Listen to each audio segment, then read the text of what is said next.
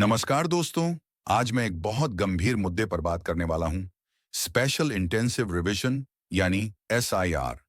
चुनाव आयोग की इस प्रक्रिया पर इस समय पूरे देश में विवाद खड़ा हो गया है। कारण है बूथ लेवल ऑफिसर्स यानी बीएलओस पर बढ़ता हुआ काम का दबाव और लगातार हो रही मौतें।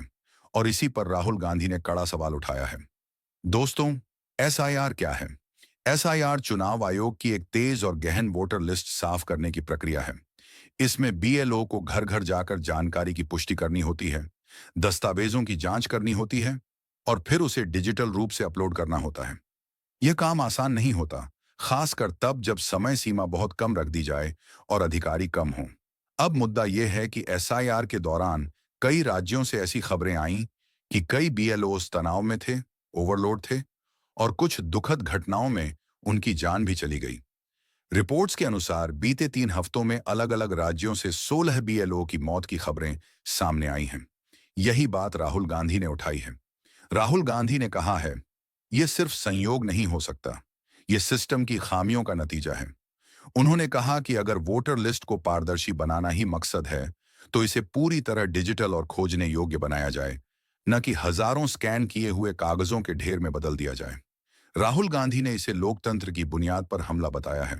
उनका आरोप है कि एसआईआर को जिस तरीके से लागू किया जा रहा है, वह सिर्फ बीएलओज के लिए मुश्किल नहीं, बल्कि आम लोगों के अधिकारों पर भी असर डाल सकता है।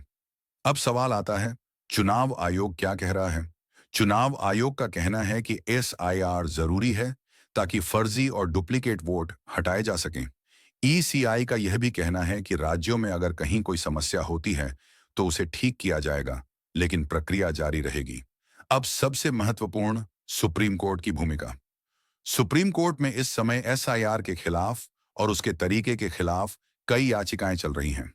कोर्ट ने तुरंत रोक लगाने से इनकार किया है, लेकिन यह साफ कहा है कि अगर इस प्रक्रिया में कोई गंभीर गड़बड़ी पाई जाती है तो कोर्ट हस्तक्षेप करेगा। सुप्रीम कोर्ट ने यह भी कहा कि चुनाव आयोग को कानून के तहत एसआईआर चलाने का अधिकार है, लेकिन यह भी जरूरी है कि प्रक्रिया पारदर्शी हो और लोगों की सुरक्षा और सुविधा का ध्यान रखा जाए। कुछ मामलों में कोर्ट ने यह भी टिप्पणी की कि हम चुनाव आयोग की शक्तियों को समझते हैं, लेकिन अगर कोई खामी दिखेगी तो उसे सुधारा जाएगा। यानी कोर्ट इस पूरे मामले पर नजर रख रहा है। दोस्तों, अब बात करते हैं जमीनी हालात की। कई राज्यों के बीएलओ ने शिकायत की है कि उन्हें पर्याप्त प्रशिक्षण नहीं मिला है, डिजिटल ऐप्स धीमे हैं और काम की मात्रा बहुत ज्यादा है। कुछ रिपोर्ट्स में बीएलओ के परिवारों ने भी यही कहा कि वे अत्यधिक तनाव में थे। कई जगह पर बीएलओ के संगठन भी चुनाव आयोग के सामने प्रदर्शन कर चुके हैं। मीडिया रिपोर्ट्स भी लगातार इन मामलों को दिखा रही हैं। कुछ न्यूज चैनलों ने राहुल गांधी के बयानों को प्रमुखता दी है, कुछ ने इन 16 मौतों के पीछे की परिस्थितियों को जांचने की मांग उठाई है। कई मीडिया आउटलेट्स ने यह भी कहा है कि यह मामला सिर्फ राजनीति का नहीं, बल्कि प्रशासनिक जिम्मेदारी का भी है। अब सवाल यह है कि आगे क्या होना चाहिए। मेरी नजर में 3 चीजें बहुत जरूरी हैं। पहली, बीएलओ को ज्यादा समय, तकनीकी मदद और प्रशिक्षण दिया जाए। दूसरी, एसआईआर को पारदर्शी और सुरक्षित बनाया जाए। तीसरी, सुप्रीम कोर्ट की सुनवाई को पूरी गंभीरता से देखा जाए, क्योंकि निर्णय वहीं से तय होगा कि आगे यह प्रक्रिया कैसे चलेगी। आखिर में, मैं आपसे पूछना चाहता हूं, क्या एसआईआर को फिलहाल रोक देना चाहिए? क्या इस प्रक्रिया में बदलाव जरूरी है?